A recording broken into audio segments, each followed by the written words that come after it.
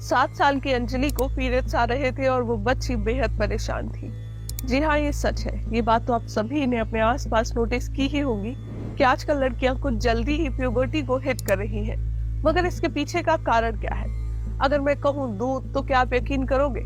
लड़कियों के जल्दी प्यूबर्टी हिट करने के ऐसे ही कुछ रीजंस मैं आपको इस वीडियो में बताने वाली हूँ। साथ ही ये भी बताने वाली हूँ कि आखिर इस अर्ली प्यूबर्टी का उनके ऊपर इफेक्ट क्या पड़ता है। तो पहले के टाइम में जब लड़कियां 11 से 13 साल के बीच में होती थी, तब वो प्यूबर्टी को हिट करती थी, यानी कि तब उन्हें पीरियड्स आना स्टार्ट होते थे। बट आजकल सेकेंड क्लास की बच्चियां जो सिर्फ 7 या फिर 10 साल की है, जिसे कोई समझ नहीं है, उन्हें भी पीरियड्स आ रहे हैं। लेकिन ऐसा हो क्यों रहा है?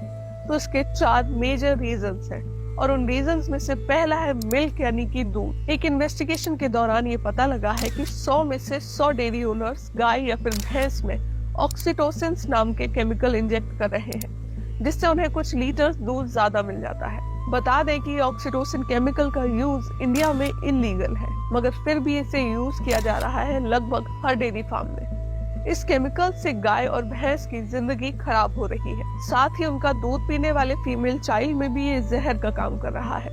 दूध में इंजेक्टेड ऑक्सीटोसिन केमिकल फीमेल में जीएनआरएच हार्मोन्स को बढ़ा देता है, जिस वजह से आज की गर्ल्स जल्दी युवावस्था में पहुंच जा रही है। अब ये जीएनआरएच हार्मोन है क्या?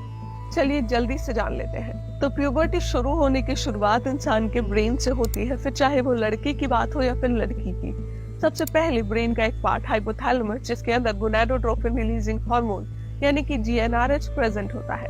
ये जीएनआरएच एफएसएच और एलएच नाम के 2 हार्मोन्स रिलीज करता है, जो बेसिकली ब्लड के थ्रू मेल्स में टेस्टिकल्स और फीमेल में ओवरीज को सिग्नल भेजता है। ऐसे सिग्नल जिससे वो सेक्सुअल मैच्योरिटी के लिए रेडी हो जाए।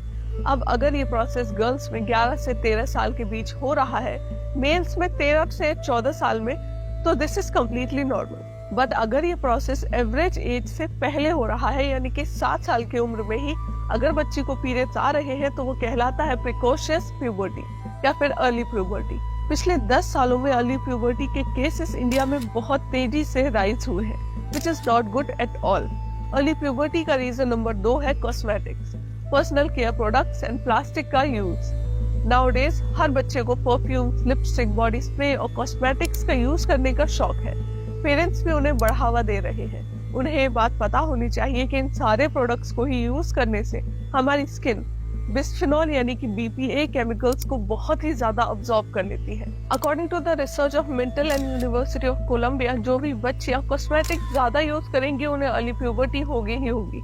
आपको बता दें कि आज के टाइम में इस एबीपीए केमिकल का यूज ऑलमोस्ट हर जगह हो रहा है हमारी डेली लाइफ में, क्योंकि एवरी प्लास्टिक आइटम कंटेन्स एबीपीए। इसीलिए ही प्लास्टिक टिफिन्स में हमें बच्चों को खाना भी नहीं देना चाहिए। सिर्फ इतना ही नहीं, अगर प्रेगनेंसी के दौरान माँ ज्यादा कॉस्मेटिक प्रोडक्ट्स यूज कर रही है, तो उनमें डाइएथाइल थैलेट एंड ट्राइक्लोजन का लेवल बढ़ जाता है, जिससे उनकी पैदा होने वाली बच्ची की हेल्थ पर असर पड़ता है, और ये मेजर रीजन हो जाता है अर्ली प्यूबर्टी का। इन शॉर्ट, अगर आप अपने बच्ची को सजाने के चक्कर में एक्सेसिव मेकअप दे रहे हैं, तो ये उनकी हेल्थ पर असर डालेगा ही डालेगा, and in result she will hit early puberty and many more diseases. Early puberty आने का तीसरा कारण है आज की diet, pizza, burger and obesity. जी हाँ, हिंदुस्तान टाइम्स की रिसर्च के अकॉर्डिंग जो लड़कियां daily cokes and other sugary drinks पी रही हैं, उनमें पीरियड्स जल्दी आने हैं and compared to other girls. Well, ऐसा क्यों हो रहा है? Scientists still don't know the reason. On the other hand, UK based research बताती है कि मीट खाने वाली बच्चियों को ये अर्ली प्यूबर्टी की दिक्कतें ज्यादा हो रही हैं, क्योंकि मीट एंड डेयरी इंडस्ट्री में एस्ट्राडायोल एंड प्रोजेस्टेरोन, जो कि बेसिकली फीमेल सेक्स हार्मोन्स हैं, उनका यूज भारी मात्रा में हो रहा है। ऐसे में जब बच्चा एक इंजेक्शन लगा हुआ मीट खाता है, तो उसकी हेल्थ पर उसका नेगेटिव इफेक्ट पड़ने लगता है। Same goes with junk food. According to यूनेस, ज्यादा पिज्जा, बर्गर यानी कि जंक फूड खाने वाली लड़कियों में इन न्यूट्रिशंस का लेवल बढ़ जाता है, जिससे जीएनआरएच, एलएच एंड एस्ट्रोजन जैसे हार्मोन्स पर नेगेटिव इफेक्ट्स पड़ने लगता है, जिससे हार्मोन्स का लेवल बढ़ जाता है and they directly result in early puberty.